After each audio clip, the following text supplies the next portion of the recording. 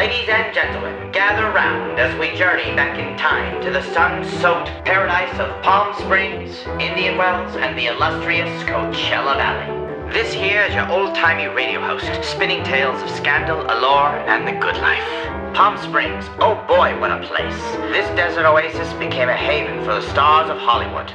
In the 1950s and 60s, it was here that a certain blonde bombshell named Marilyn Monroe found solace away from the prying eyes of the paparazzi. Ah, the scandals that unfolded. Whispers of secret affairs and an alleged rendezvous with President John F. Kennedy echoed through the palm-lined streets. And it all happened under the guise of the famous 2-hour Hollywood rule, where the stars would escape to Palm Springs within a short drive. Among the glitterati, one name stands out like a shining star. Frank Sinatra, old Blue Eyes himself, put this place on the map. So sit back and let's dive into this captivating corner of California as I hand it over to our very own charming present-day travel host, Elle McLemore. Take it away, my dear. Thank you, old-timey radio host. As we fast forward to the present, Palm Springs continues to captivate with its timeless allure. Here we are at the Trixie Motel, founded by Trixie Motel herself. It is so adorable and fabulous here. It was founded only a couple of years ago. It's 2023 now, but each room is individually personalized. And this place is just adorable. Every detail is perfection. The rocks are painted pink. You can actually watch it on Discovery Plus, the whole process of renovation. The Trixie Motel is located in the iconic Las Palmas neighborhood, just minutes away from Marilyn's old apartment. And if she were still with us today, I think she would say, "Step aside, diamonds. The Trixie Motel is a girl's best friend." Oh my gosh, it's Trixie and Leo. If you think this part of the motel is amazing, you should check out the guest rooms. Wow! They also make incredible craft cocktails. And if you don't know the legendary drag star Trixie Motel, well, you're living under a pink rock. But she and her partner David Silver found this motel and they fell in love with it, leading them on their hospitality makeover journey to become what they call the gaggiest, most iconic motel that has ever existed. And they are correct. It's perfect. As nightfall comes to the desert, there are lots of great vibes for dinner spots, and this is one of them. This is Tropicale. It was founded in 2008, and we want to show you kind of the difference between old Frank Sinatra, Marilyn Monroe Palm Springs, and new Palm Springs. And this is it. This place is supposed to have great food, great vibes, and here we are. This drink is called the Kamanawanalea. This one is the spicy mojito. The thing about this place is the food is actually really good too. Palm Springs actually has a lot of ties to the Broadway community, so I was able to meet another fellow performer while I was here. You would never know it from the outside, but this next place is actually a hidden speakeasy. Wow, that's cool. It's called PS Air Bar and it's aviation themed.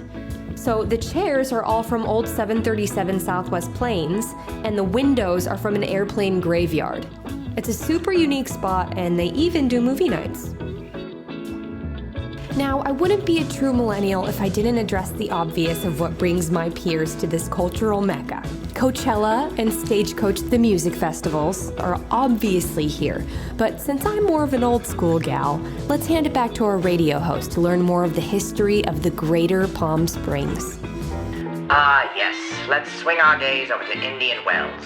You see, the Hollywood glamour in this neck of the woods became synonymous with tennis, darling. Today, Indian Wells holds the prestigious Masters tournament, gathering round the greatest racket wielders of all time.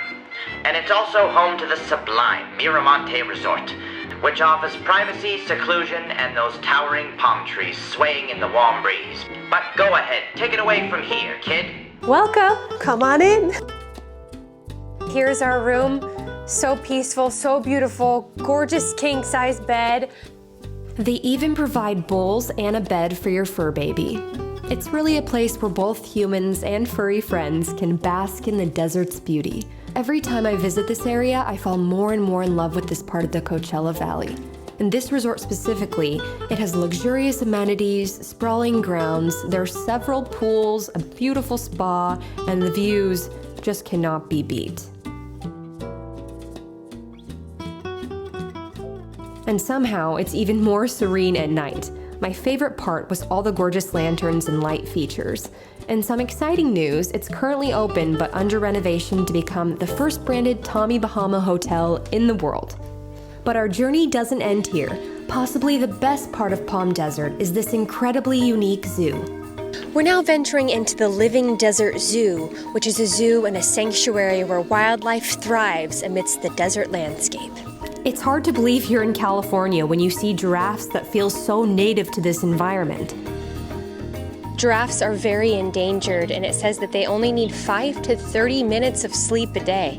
We're in the African safari section. They have a Wild America section and an Australian Adventures. Right now we're at the warthog section. Like Pumbaa, they kind of have a barometer of what animals are more extinct here, and this is on the lesser end. I couldn't believe all the exotic animals that live here, especially this one.